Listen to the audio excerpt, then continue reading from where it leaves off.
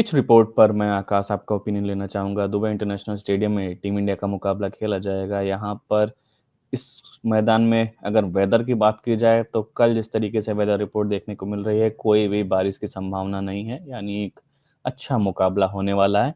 लेकिन इस पिच पर बात की जाए तो शुरुआत में तेज गेंदबाजों के लिए हल्की सी मदद होती है, उसके बाद ये मैदान स्पिनर्स के लिए मददगार साबित होने लगता है और खासकर जो टीम चेस कर रही होती है उनके बल्लेबाजों के लिए मुश्किल होती है, थोड़ी सी उन्हें मुश्किल का सामना करना पड़ता है।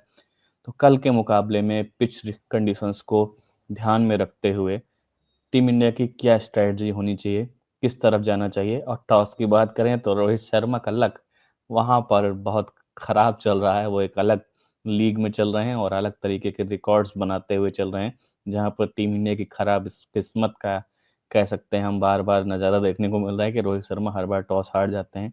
और कल के मुकाबले में अगर टीम इंडिया पहले बैटिंग करती है तो उसको फायदा मिलेगा, लेकिन क्या स्ट्रेटजी होगी अगर रोहित शर्मा के पक्ष में भी टॉस आ जाता है तो। Mute Akash, I think. या सॉरी, आप एक बात बताओ, इंडिया ने दोनों मैचेस में हारा है, ठीक है, टॉस हारा है दोनों मैचेस में, दोनों में उन्होंने बॉलिंग बैटिंग सेकंड किया, दोनों में चेस किया है, ठीक है। हम ड्यू फैक्टर की बात करते हैं, हमें लगता है कि बॉल ड्यू में स्लो हो जाएगी, ये हो जाएगा, वो हो जाएगा, चेस कम वो डिफिकल्ट हो जाएगा, आपको कहीं देख के लगा? ठीक है। तो पिच रिपोर्ट क्यों है, उसका कोई रेलेवेंस है नहीं है, ये आज तक मुझे तो नहीं समझ में आया। इनफैक्ट स्पेशली जब से मैंने 2023 वर्ल्ड कप देखा, कवर किया, सब कुछ किया, और उसके बाद एक आईपीएल जैसा टूर्नामेंट आप अपने देश में खिलाते हैं जहां पे भी पिच रिपोर्ट होता है, तो पिच रिपोर्ट का सिग्निफिकेंस क्या है, क्या महत्व है उसका? कुछ नहीं है, ठीक है, वो एक ब्रॉडकास्ट का एक सेक्शन है जहाँ पे आप जाके कर लेते हो, इट्स ओके फाइन।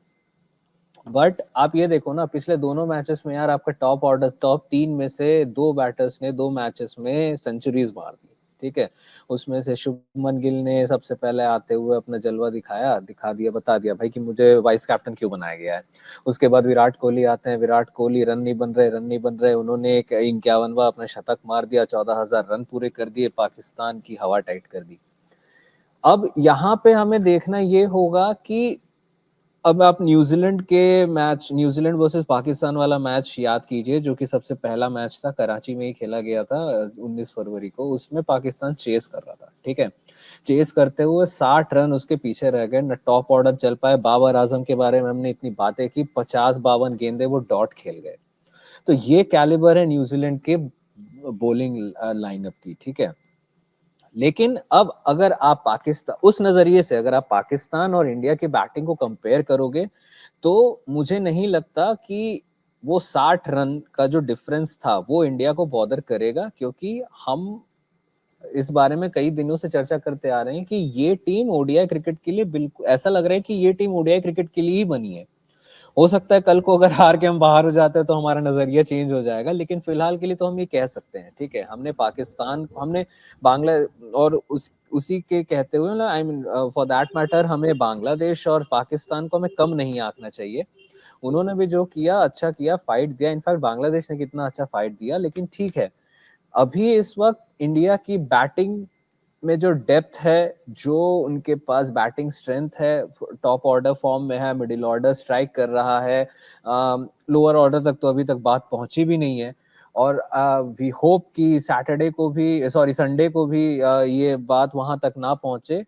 तो मुझे लगता है कि ये एक अच्छा कॉन्टेस्ट होने वाला है, फर्स्ट ऑफ ऑल, क्योंकि अब तक उस तरीके का challenging contest between India's batting and opposition's bowling हमने को मिला नहीं है देखने को, तो ये वन ऑफ द गेम्स हो सकता है। दूसरी चीज ये कि अभी तक हमने दुबई में इंडिया को पहले बैटिंग करते हुए नहीं देखा है। अगर वो पहले बैटिंग करेंगे, दिन में बैटिंग करेंगे, तो wicket can not get you know flatter than what we have seen in the previous 2 games.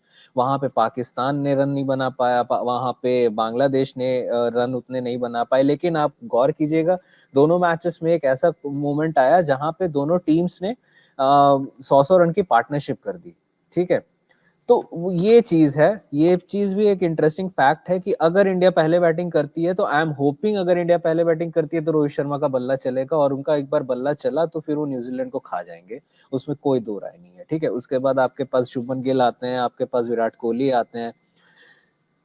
तो इन सारी चीज को देखते हुए, ध्यान में रखते हुए, मैं तो यही कहूंगा कि हम एक अच्छे कॉन्टेस्ट की उम्मीद रखें। ठीक है, और इंडिया को प्रिपेयर होके आना चाहिए कि अगला जो क्वेश्चन पेपर आने वाला है एग्जाम में वो बहुत टफ होने वाला है, तो तैयारी उस किस्म की करके आए, 2021 का T20 वर्ल्ड कप रिपीट ना करें, और उस मेंटेलिटी से जा रहे हैं तो जाइए, न्यूजीलैंड को हराइए और अपना बदला पूरा कीजिए। बिल्कुल 2021 का वर्ल्ड कप कह सकते हैं रिपीट ना हो, उस तरीके की चीज़ें सामने ना आए, इसकी ही उम्मीद रहेगी।